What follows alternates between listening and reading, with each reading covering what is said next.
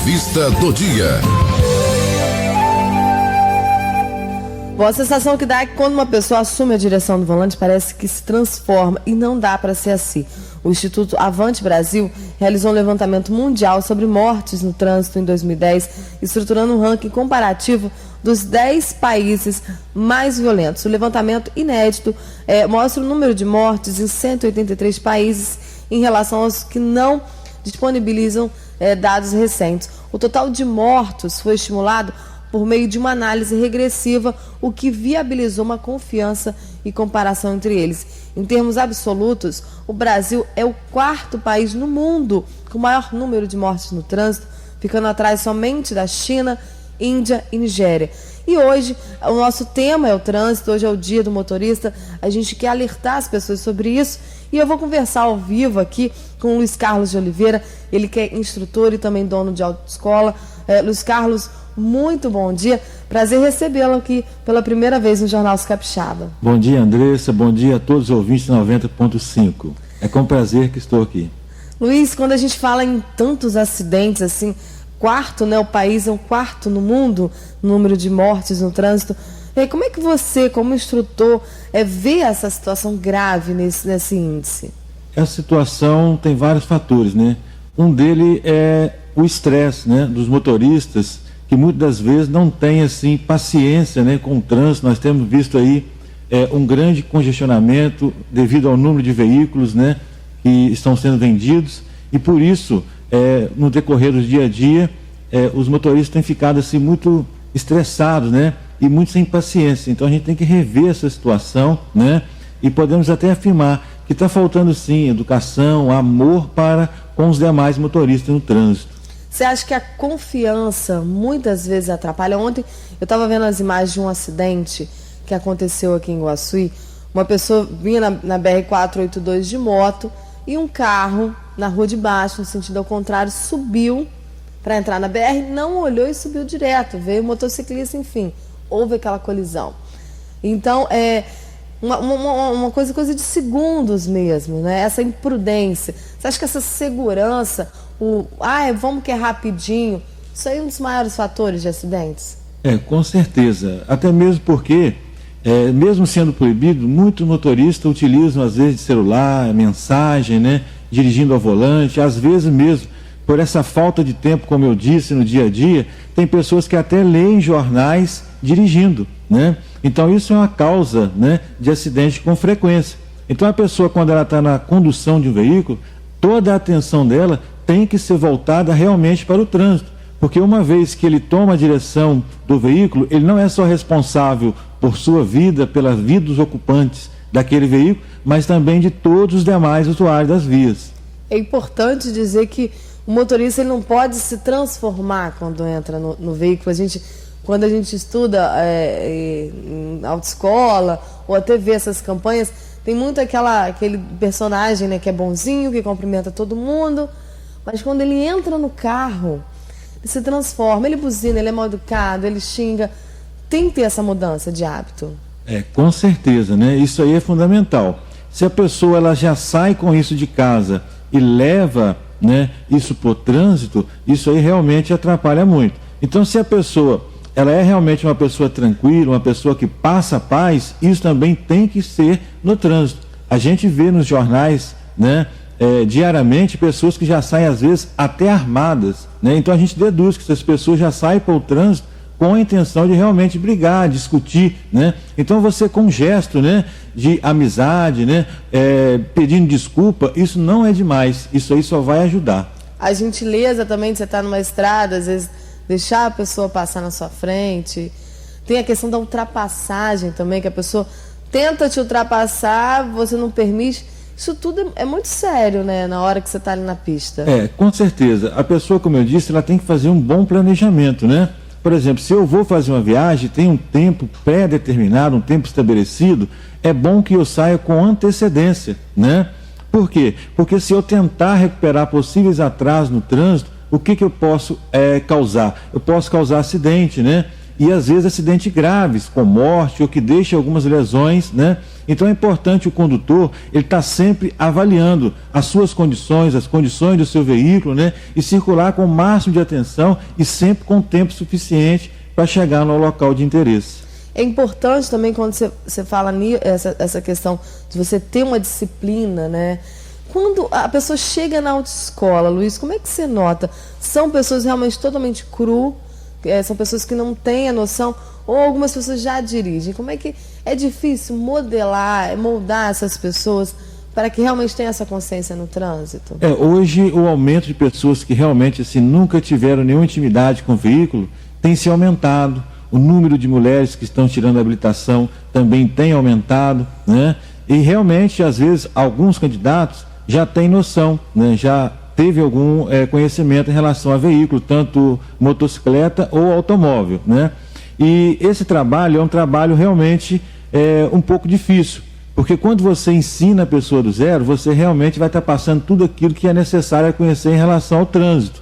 Agora, quando você pega uma pessoa que já tem uma noção, você tem que trabalhar para ela realmente perder alguns costumes que não condiz com o que o Código de Trânsito Brasileiro pede. Os maus costumes. Os maus costumes. É até mais difícil, né, Luiz? Olha, com certeza. Por quê? Porque aquele tempo que ele vai passar com a gente ali, muitas vezes, né, não vai ser o suficiente para que ele realmente tenha, né, aquele preparo para tirar os vícios. Porque muitas das vezes o que acontece? Você treina a pessoa, quando volta, ela volta a praticar tudo aquilo que ela já tinha o costume antes, né? Então isso aí traz um atraso. E você falou no tempo, né? Que às vezes o tempo não é suficiente. O governo aumentou esse tempo e pretende aumentar mais ainda. Como é que está essa questão de você tirar a carteira? Olha, de 2008 a 2009, o governo aumentou 5 aulas de direção prática para categoria A e categoria B. E agora, nós estamos em 2014, ele vai aumentar também a partir de dezembro a aula para a categoria B. Vão ser mais 5 aulas. Vai tanto aumentar a aula, né, no dia e também a aula noturna. Então, a partir de dezembro já vai ter essa mudança, trazendo aí, né, um aumento na habilitação, né, e também trazendo aí um maior tempo para tirar a habilitação. Então, e aí, total, seriam quantas aulas agora? Seriam 25 aulas de categoria B e 20 aulas na categoria A. E o simulador ele mantém nessa nova lei? Não, o simulador ele se tornou facultativo, né? O CONTRAN ele voltou atrás, porém, a partir de dezembro, o DETRAN de cada estado pode estar tomando a sua posição e ainda assim implantar o simulador de direção no seu respectivo estado. É porque a sensação que a gente tem é que o número aumenta muito, sempre muitas pessoas, né, tirando carteira, mais motoristas, mais o trânsito. O trânsito de Iguaçuí parece que tá mais confuso, né? Tem mais gente na cidade andando. Com certeza, tipo assim, o aumento de venda de veículos, né? Nós temos visto aí com frequência. Por exemplo, há pouco tempo atrás, aqui em Iguaçuí, tinha menos, né, lojas de veículos. A venda hoje aumentou bastante e com isso também aumentou, né, a facilidade de se comprar um automóvel, uma motocicleta aumentou. Então, cada dia mais está aumentando a quantidade de veículos. Isso acaba o trânsito ficando um pouco sufocado. Então, se você for olhar, não só em Iguaçuí, mas na região, né, no país de uma forma geral, tem aumentado o número de veículos e isso tem trago um congestionamento. E isso aí também é um fator que às vezes influencia diretamente no condutor, porque aquela questão do estresse. A pessoa fica parada, às vezes tem horário de chegar ao trabalho, tem horário de levar o filho ao colégio e às vezes fica estressada, aí vai descontar isso aonde? No grito, na buzina, né? E às vezes isso atrapalha até mesmo na saúde do condutor, porque o estresse é uma coisa negativa, né? A pessoa se sente mal. Então nós temos que trabalhar de forma positiva em cima disso aí, para quê? Para que as pessoas se coloquem ali de forma a melhorar, né? E viver de forma saudável. Se a gente fosse enumerar os erros, é até muito difícil. A gente vê aqui em Iguaçuí, próximo às escolas, principalmente escolas particulares, as pessoas estacionando em fila dupla, param, descem, pegam o filho na maior tranquilidade, estacionam em frente de garagem. Esse estacionamento, principalmente em fila dupla, o que o Código de Trânsito diz? Esse estacionamento ele é proibido e ele tem sido fiscalizado. Eu tenho visto, né, que a Polícia Militar ela tem sido taxativa e não tem dado brecha para quem faz isso. quando eles chegam e passam, realmente, eles estão pedindo e às vezes, muitas vezes até autuando esses motoristas. Isso aí eu creio que é uma questão de consciência, né? Os motoristas têm que conscientizar, como eu disse, o aumento de veículo na cidade e às vezes parar um pouco mais longe e ir buscar o filho, né? Realmente, porque se parar e o pessoal da polícia de trânsito passar, corre o risco de estar sendo autuado, né? A gente tem alguns pontos em Iguaçu também, em relacionados à faixa de pedestres, que a gente não tem uma boa visão. Como é que é essa questão da faixa? Se o pedestre pisar na faixa, a gente tem que parar imediatamente. O que vem acontecendo que às vezes causa algum tipo de briga ou até discussão no trânsito? Olha, o que acontece nesse caso, eu vejo como um crescimento, né, urbano e muitas vezes de forma desordenada. Porque as autoridades muitas vezes já têm que estar pensando, né, no amanhã. Então, o que acontece? As calçadas em Iguaçu, elas são, na maioria das vezes, estreitas. Então, quando você para antes da faixa de pedestre, você não tem visão do trânsito, né? Quando tem um semáforo, quando tem um guarda de trânsito naquele local, fica muito fácil. Agora, quando não tem, fica muito difícil para o condutor, porque ele tem que buscar a sua visão. Ele não pode entrar no cruzamento, numa via sem visão. Um exemplo é essa faixa aqui perto da prefeitura, né? Com certeza. Quando você para antes dela, você não tem visão do trânsito. Então, o que acontece? Você tem que adentrar um pouco em cima da faixa. Então, o que acontece? Quando vem o pedestre, muitas vezes ele fica nervoso, né, com o condutor por ele estar na faixa, mas ele também não tem a visão. Então, tipo assim, eu volto a dizer a questão da conscientização, da pessoa ter harmonia um com o outro, não só o motorista com o motociclista, mas também com o pedestre e o ciclista, né?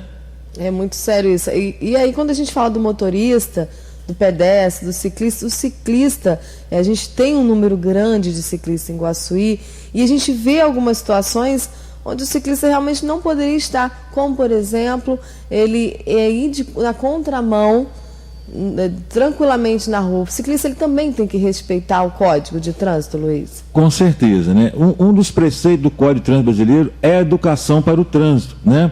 Que seria desde lá da pré-escola, né, até a pessoa sair no ensino médio, fundamental, já formado, conhecendo tudo em relação ao trânsito. Porque o trânsito ele não é só feito de condutor, né? Ele também é feito de pedestre e ciclista. Então, se houvesse, como há em países de primeiro mundo, né, essa educação, com certeza haveria essa conscientização e isso estaria sendo diminuído já, né?